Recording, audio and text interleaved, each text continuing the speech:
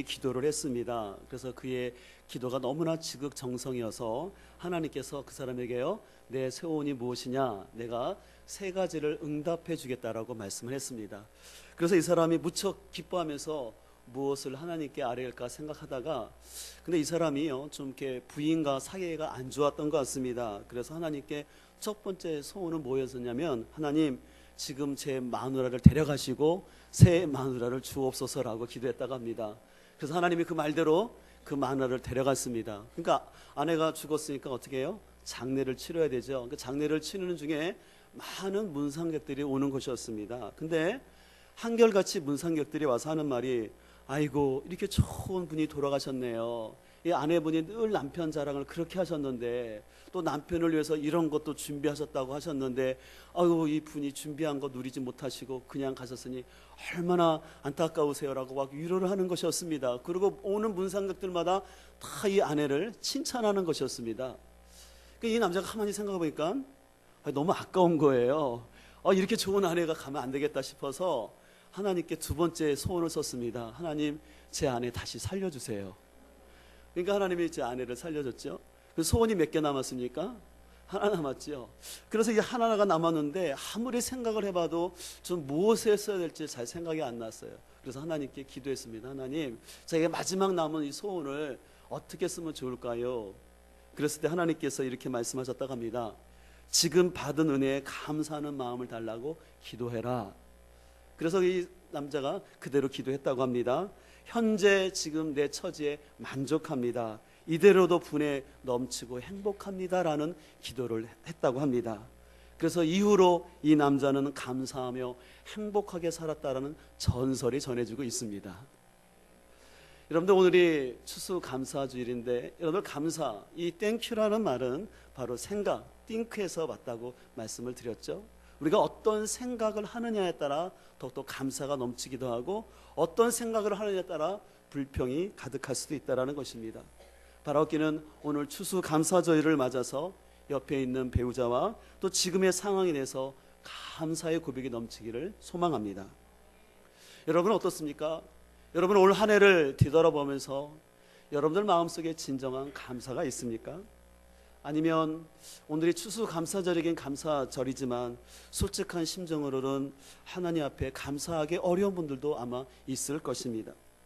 오늘 우리가 함께 본 1절 말씀 역시도 여호와께 감사하라는 말씀으로 시작되고 있지만, 이 본문의 배경은 포로기였습니다.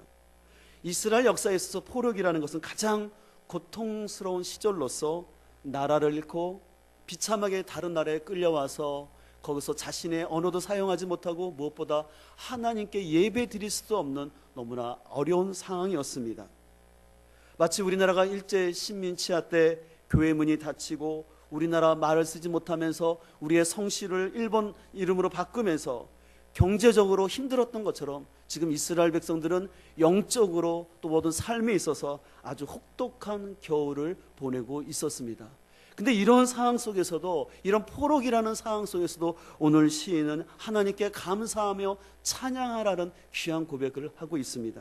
그럼 어떻게 이런 상황 속에서도 하나님을 향해 감사하고 찬양할 수 있었을까요? 그것은 첫 번째로 그들은 값싼 은혜가 아니라 값비싼 은혜를 생각했기 때문에 그렇습니다. 한번 따라할까요? 값싼 은혜가 아니라 값비싼 은혜를 생각해야 합니다. 값비싼 은혜를 생각해야 합니다. 오늘 본문 6절과 7절 말씀을 함께 읽도록 하겠습니다. 6절과 7절입니다. 시작. 우리가 우리의 조상들처럼 범죄하여 사악을 행하며 악을 지었나이다. 우리의 조상들이 애굽에 있을 때 주의 기이한 일들을 깨닫지 못하며 주의 크신 인자를 기억하지 아니하고 바다 곧 홍해에서 거역하였나이다. 네, 오늘 시인은 이스라엘 역사 가운데 하나님은 너무나 신실하셨지만 이스라엘 백성들은 하나님의 크신 인자를 기억하지 못하고 거역하는 삶을 살았다라고 먼저 고백을 합니다. 그래서 106편을 보게 되면 이스라엘의 실패의 원인을 오늘 시인은 하나님의 은혜를 기억하지 못함이었다라고 얘기하고 있습니다. 그래서 우리가 함께 읽지는 않았지만 오늘 13절을 보실까요? 13절을 보면 이렇게 되어 있습니다. 그러나 그들은 그가 행하신 일을 어떻게 됐다 했습니까? 곧 잊어버렸다라고 얘기합니다. 또 뒤로 넘겨서서 21절을 보면 이렇게 되어 있습니다. 애굽에서 큰 일을 행하신 그의 구원자 하나님을 그들이 잊었나니라고 말하고 있습니다. 또 24절을 보실까요? 24절은 그들이 그 기쁨의 땅을 멸시하며, 기쁨의 땅은 바로 하나님이 주신 가나안 땅입니다. 근데 그 땅을 멸시하며 그 말씀을 뭐 했다고 그랬습니까? 믿지 아니었다라고 얘기합니다. 또 32절은 이렇게 말하고 있습니다. 그들이 또 물에서 여호와를 노하시게 하였다라고 말하고 있습니다. 광야 여정 가운데 하나님을 노하게 했다라는 것이죠. 또 34절에 보면 그들은 여호와께서 멸하시라고 말씀하신 그 이방 민족들을 멸하지 아니하고, 또 39절을 보면 그들은 그들의 행위로 더러워지니 그들의 행동이 음탕하도다라고 말하고 있습니다. 이스라엘 백성들은요, 그들의 출애굽 여정과 또 광야 여정 가운데서 그들을 구원하신 그 하나님의 은혜를 너무 값싸게 생각하고 그들은 쉽게 잊어버리는 영적 치매에 걸리고 말았습니다.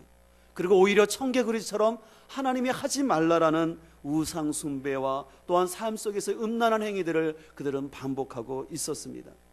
그러나 이러한 이스라엘 백성들의 영적 건망증과는 달리 하나님께서는 계속해서 이스라엘 백성들에게 은혜를 베푸셨습니다. 그래서 오늘 본문 8절에 보면 이렇게 되어 있습니다. 8절에 보면 그러나 여호와께서는 자기의 이름을 위하여라고 되어 있습니다. 그들을 구원하셨다라고 말하고 있는 것을 볼 수가 있습니다.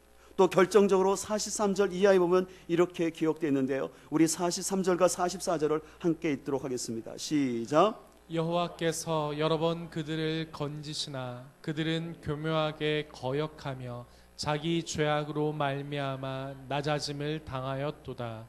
그러나 여호와께서 그들의 부르짖음을 들으실 때 그들의 고통을 돌보시며. 아멘.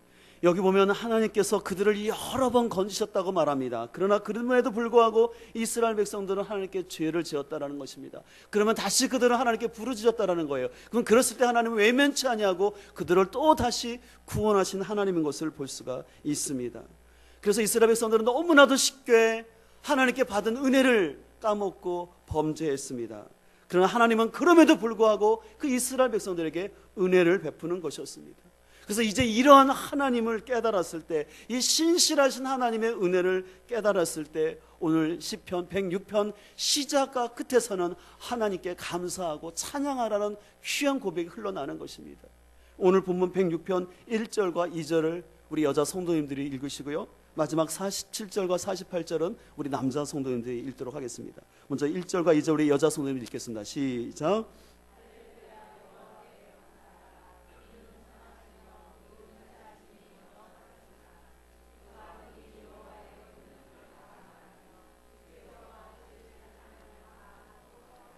우리 남자 성도님들 47절 읽겠습니다. 시작.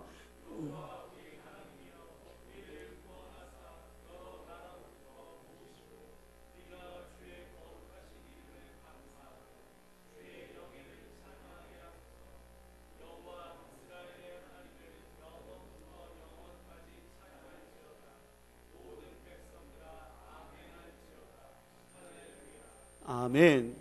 오늘 시인은 이스라엘의 역사를 쭉 돌아봤습니다. 그래서 자신들은 너무나 하나님의 은혜를 쉽게 잃어버리고 그 은혜를 값싸게 여겼지만 하나님이 그 가운데도 얼마나 많이 오래 참으시고 또 그들을 위해서 구원하시기 위해서 값비싼 대가를 지불하셨다는 사실을 알았을 때 그 시인은 처음과 끝에서 하나님을 찬양할 수밖에 없었던 것을 볼 수가 있습니다. 우리 신앙도 가만히 보게 되면요, 이 하나님의 구원과 은혜를 값싸게 여기는 사람은요, 그냥 신앙생활에 열매도 없이 그저 교회를 왔다 갔다 하고 아무 능력이 없습니다. 하지만 하나님이 베풀어 주신 은혜가 얼마나 귀하고 얼마나 하나님께서 귀한 대가 지불을 했는지를 깨닫는 사람은요, 하나님 앞에서 신앙생활하는 모습과 반응이 다른 것을 볼 수가 있습니다.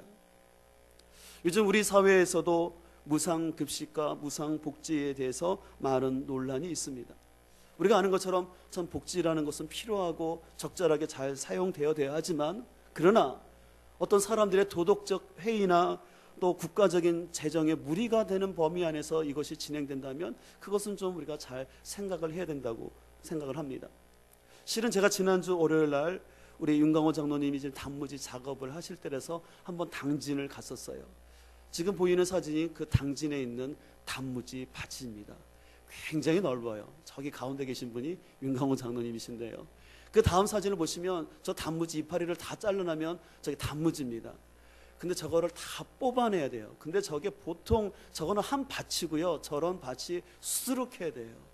근데 저거를 뽑으려고 하면 많은 사람들이 필요하는데 그래서 일을 하고 있습니다. 다음 사진 보면 사람들이 이렇게 단무지 뽑는 모습인데 근데 저기서 일하는 분들이요. 다 중국 사람이에요. 한국 사람은 없다라는 거예요. 그래서 단무지를 농사하시는 그 사장님이 말하기를 한국 사람은 저 일을 안 하려고 한다는 거예요. 왜 하나 했더니 힘든 것도 있지만 국가에서 나오는 돈이 있으니까 굳이 하려고 하지 않는다라는 것입니다.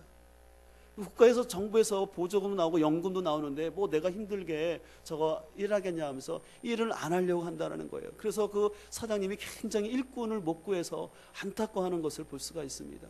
지금 우리 사회에서도 중소기업이나 농촌에서는 일손이 없는데 그럼에도 불구하고 사람이 없는 건 아니에요. 근데 사람들이 힘든 일은 안 하려고 한다는 것이에요. 왜요? 정부에서 보조금 주니까. 여러분 잘 아는 것처럼 우리 교회에서도 복지재단을 통해서 다양한 방법으로 지역사회를 섬기고 있습니다. 그러나 저희는 우리가 이 사역을 하면서 늘 조심하는 것은 사람들이 이 일을 위해서 사람들이 국가나 또 우리 교회에서 많은 땅과 수고를 하는데 그것을 너무 당연시 생각하는 것에서는 저희가 조심을 하려고 합니다. 어린아이들을 위해서는 공방을 운영하고 있고 또 어르신들을 위해서 도시락 배달과 노인 대학을 하고 있는데 혹이나 이런 것들을 그냥 교회나 국가에서 받는 것을 너무나 익숙하게 생각하고 은혜를 모르고 당연히 받아야 된다고 생각하면 그것은 별로 성숙한 태도가 아니라는 것이죠. 그래서 이런 가치관을 가진 사람을 향해서 잠언 30장 15절에서는 이렇게 말하고 있습니다. 거머리에게는 두 딸이 있어 다고다고 하느니라고 말하고 있습니다. 여러분들 거머리 아시죠? 거머리는 뭡니까? 자신의 욕심을 채우기 위해서 끊임없이 다른 사람에게 딱 붙어있는 사람을 말하는 것입니다. 근데 거머리에는 딸이 둘이 있다는 것입니다. 딸은 어떻다라는 것이에요. 아빠 이거 해주세요, 저거 해주세요 막 요구한다라는 거예요. 근데 딸이 하나도 아니고 뭐예요? 둘씩이나 있어서 하니 아빠의 어깨가 얼마나 무겁겠습니까? 그래서 하나님께서는 이 말씀을 통해서 이 다고다고의 신앙은 은혜를 모르고 자신의 이익에만 집착하는 사람을 비유적으로 말씀하는 것이죠. 우리는 하나님 앞에서 다고다고의 신앙을 넘어서 우리는 대책임질하고 대책임질해서 하나님께 받은 바 은혜를 우리는 생각해야 될 줄 믿습니다. 여러분들 세계가 만일 100명의 마을이라는 책 여러분 아시죠? 여러분 지금 세계 인구가 63억인데 이 63억의 인구를 한 100명으로 축소해서 가정해서 계산을 해보니까 대학 교육을 받은 사람이 있다면 한 명에 속한다는 거예요. 100명 중에 한 명이라는 것이에요.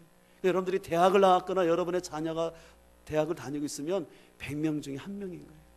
그리고 집에 컴퓨터가 있거나 컴퓨터를 다룰 수 있는 사람은 100명 중에 2명밖에 없다라는 것입니다. 그리고 은행에 잔고가 있고 그리고 지갑에 돈이 있다면 그 사람은 8명에 속한다라는 것이에요. 그리고 여러분들이 자동차를 가지고 있다면 그 100명 중에 7명만이 자동차가 갖고 있다라는 것입니다. 이와는 반대로 25명의 사람들은 비바람을 치울 집도 없고 또 17명의 사람들은 깨끗한 물을 마시지도 못한다라는 것입니다. 여러분들 이것을 통계적으로 우리가 잘 생각해 보면 여러분들은 어떻습니까? 여러분에게 마실 물이 있고 또 비바람을 피할 집이 있고 또 여러분의 컴퓨터가 있고 아니면 내가 많은 돈은 아닐지라도 내 수중에 돈이 있다면 그것은 참으로 어떻게 보면 하나님 앞에 감사의 제목인 줄 믿습니다. 우리는 다른 사람과 비교하면서 내가 다고다고를 외치는 사람이 아니라 다시 한번 내가 받은 바 은혜를 되새김질하면서 하나님께서 나에게 국가를 주시고 부모님을 주시고 교회 공동체를 주시고 또한 목장 식구들을 주셔서 서로 기도하며 돌봐줄 수 있도록 해주신 것, 이거에 대해서 우리는 감사의 마음이 있어야 할 줄 믿습니다. 두 번째로 오늘 시인이 이 포록이라는 어려운 환경 속에서도 하나님께 감사의 고백을 할 수 있었던 것은 바로 언약의 하나님을 생각했기 때문에 그렇습니다. 한번 따라하겠습니다. 언약의 하나님을 생각해야 합니다. 오늘 본문 45절과 46절 말씀을 함께 읽도록 하겠습니다. 시작. 그들을 위하여 그의 언약을 기억하시고 그 크신 인자하심을 따라 뜻을 돌이키사 그들을 사로잡은 모든 자에게서 긍휼히 여김을 받게 하셨도다. 이스라엘은 그들의 역사 가운데 하나님의 베푸신 은혜를 쉽게 망각하고 불순종한 것을 반복했습니다. 우리 같았으면 이런 이스라엘 백성들을 바라보면서 이들을 포기하고 새롭게 시작할 텐데 하나님은 그렇지 아니하고 이스라엘 백성들에게 또 은혜를 베푸는 것을 봅니다. 왜 하나님이 이렇게 배은망덕한 이스라엘에게 반복해서 은혜를 베푸셨을까요? 그것은 바로 하나님은 언약하신 것, 다시 말해서 말씀하신 것은 무슨 일이 있어도 꼭 지키시기 때문에 그렇습니다. 그렇다면 여러분들 실은 이 시편 106편과 그 앞에 있는 105편은 같은 짝으로 써있는 시편으로서 이 105편과 106편을 이해하는 중요한 키워드가 있는데 그것은 바로 언약이라는 것입니다. 그래서 언약이라는 틀을 가지고 이 105편과 6편을 보게 되면 그 중간에 하나님이 얼마나 하나님께서 하신 그 언약을 신실하게 지켰는가가 나와 있습니다. 그래서 오늘 우리가 읽진 않았지만 105편을 볼까요? 105편의 결론 부분인 42절을 보면 이렇게 되어 있습니다. 이는 그의 거룩한 말씀과 그 종 아브라함을 뭐하셨다? 기억하셨다라는 거예요. 그러니까 하나님이 자신 있게 하셨던 이 말씀, 거룩한 말씀, 그리고 그들의 조상인 아브라함과 맺으신 그 언약을 기억하심으로 인하여서 그들을 구원하셨다라는 것입니다. 그래서 그런 결과로서 45절에는 이는 그들이 그의 율례를 지키고 그의 율법을 따르게 하려 하심이라고 말하면서 하나님은 이스라엘 백성들이 이 하나님 말씀 가운데 거하길 원하셨던 것을 알 수가 있습니다. 그리고 이제 106편의 결론인 45절에도 이렇게 말씀하고 있습니다. 그들을 위하여 그의 무엇을 기억하시고요? 언약을 기억하시고 그 크신 인자하심을 따라 뜻을 돌이키셨다라는 것입니다. 원래 하나님은 이스라엘 백성들이 하는 모습을 볼 때 너무나 답답하고 안타까워서 그들을 심판하시는 가운데서도 다시 한번 하나님이 하신 언약이 있기 때문에 그 뜻을 돌이키셔서 그들에게 구원을 베푸셨다라고 말하고 있는 것입니다. 그렇기 때문에 이런 사실을 알았기 때문에 이 시편 105편과 106편에는 철저히 이 하나님의 언약의 신실하심을 인하여 하나님께 찬양하고 이 이야기가 전개되는 것을 볼 수가 있습니다. 다시 말해서 만약에 하나님의 언약에 신실하지 않으셨다면 이스라엘 백성들은 그들의 행위로 인해서 아무 희망도 없었을 것입니다.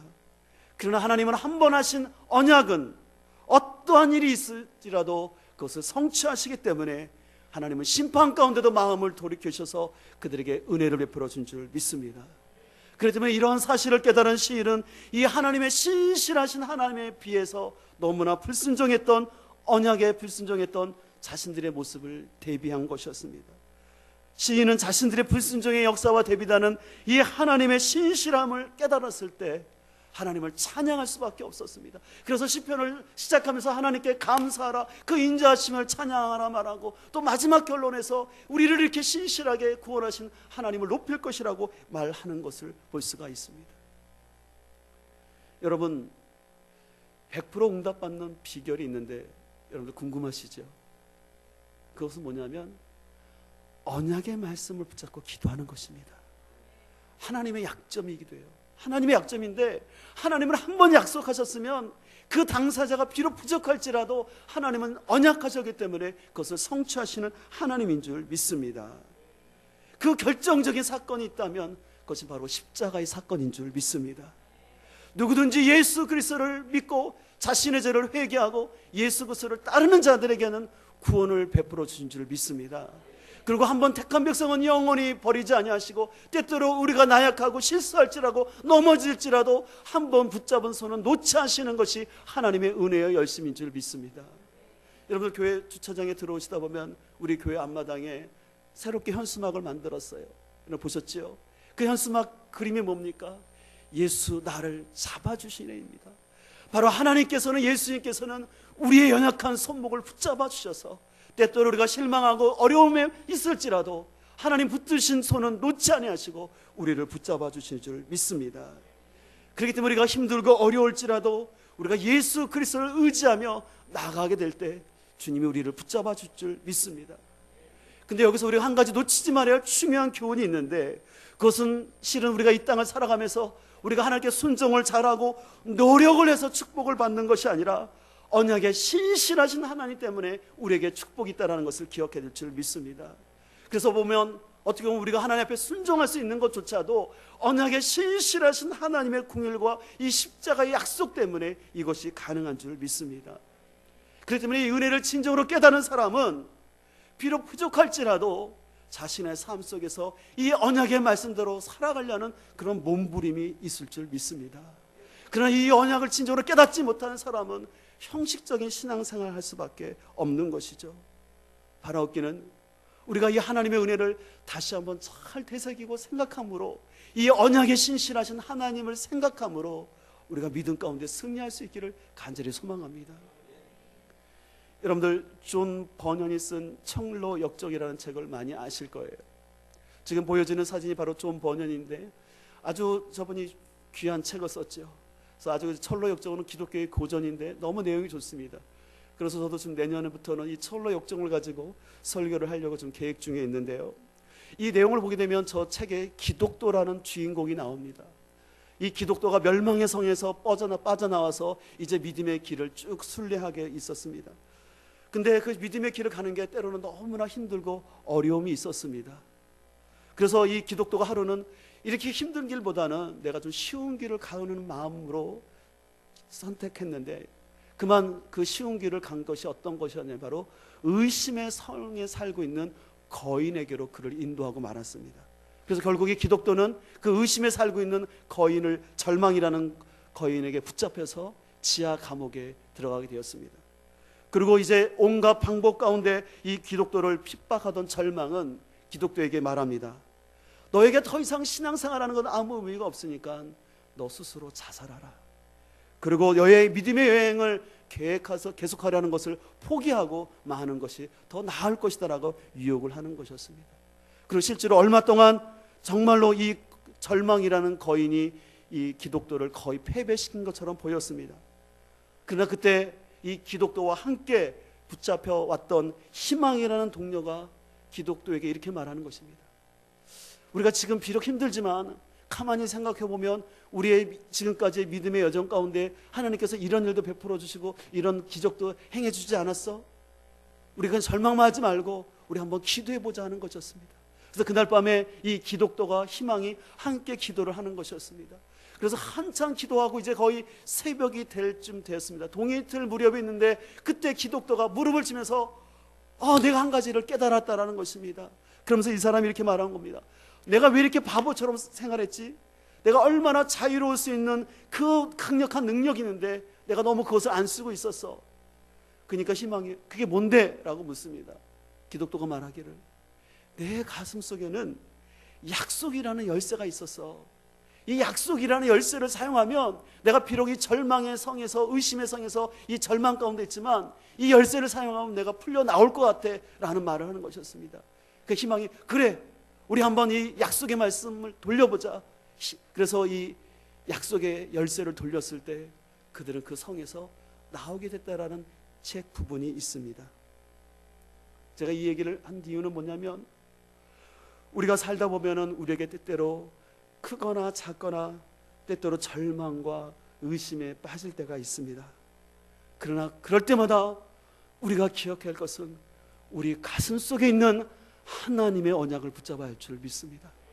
여러분을 구원해 주셨던 그 약속의 말씀, 여러분의 절망 가운데 주일날이든지 아니면 새벽 시간이든지 금요 성령 집회든지 여러분을 회복하셨다면 그 약속의 말씀을 우리는 붙잡아야 될 줄 믿습니다. 우리에게 다른 소망은 없습니다. 내가 더 잘나서 내가 더 노력해서가 아니라 우리에게 주신 이 언약의 말씀을 붙잡을 때 거기에 소망이 있는 줄 믿습니다. 비록 힘들고 어려울지라도 여러분 사람들을 의지하지 마시고 언약의 말씀을 붙잡을 때 하나님이 그 언약을 친히 성취할 줄 믿습니다. 요즘 우리가 창세기에서 요셉의 삶을 묵상하고 있는데 여러분 잘 아시는 것처럼 요셉이 얼마나 많은 상처가 있었습니까? 형제들에게 배신을 당하고 또 사람들에게 모함을 당하고 어려움이 있었습니다. 그러나 그 가운데 요셉이 형제들을 만났을 때 뭐라고 고백합니까? 형제들이여 당신들이 나를 팔았던 것, 나를 죽이려 했던 것 때문에 걱정하지 말라는 것입니다. 왜냐하면 나를 보내시는 형제들이 아니라, 형님들이 아니라 하나님께서 우리 가정을 구원하시고 살리려고 나를 먼저 보냈노이다라고 고백하는 것을 볼 수가 있습니다. 비록 요셉의 삶은 고난과 시련이었지만 그러나 그 가운데는 이스라엘 백성을 구원하려는 하나님의 언약의 섭리가 있은 줄 믿습니다. 하나님이 아브라함에게 어떤 약속을 하셨습니까? 내가 너를 큰 민족을 이루고 하고 나라를 이루겠다고 말씀하셨는데 바로 하나님의 그 언약을 성취하기 위해서 요셉의 고난을 쓰신 줄 믿습니다. 그렇기 때문에 우리의 삶 가운데도 고난과 아픔이 있을지라도 하나님의 언약하심이 있다면 그 언약은 꼭 성취될 줄 믿습니다.